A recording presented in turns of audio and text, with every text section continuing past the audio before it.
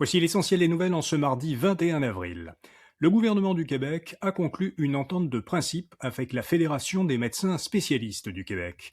À la suite de cette entente de principe, les spécialistes mettent fin dès maintenant à leurs moyens de pression, mais l'entente doit encore être présentée aux membres de la Fédération pour obtenir leur approbation.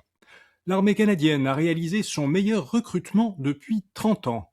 Durant l'année budgétaire 2025-2026, qui vient de se terminer, elle a recruté 7300 nouveaux membres. L'armée canadienne compte actuellement 68 000 membres, elle souhaite en avoir 3 500 de plus en 2029.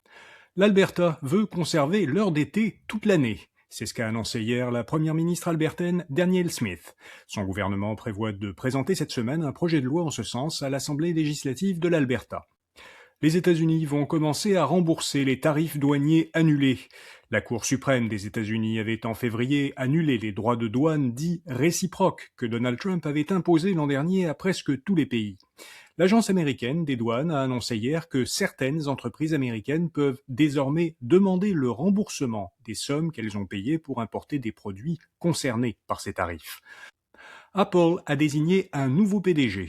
Tim Cook, qui avait succédé en 2011 à Steve Jobs à la tête d'Apple, quittera en septembre ses fonctions de PDG pour devenir président exécutif du conseil d'administration. C'est John Ternus, actuellement vice-président de l'ingénierie matérielle d'Apple, où il travaille depuis 25 ans, qui le remplacera.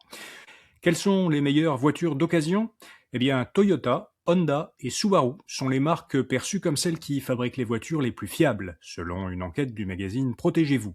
Voilà, vous savez l'essentiel. Bonne journée et à demain matin.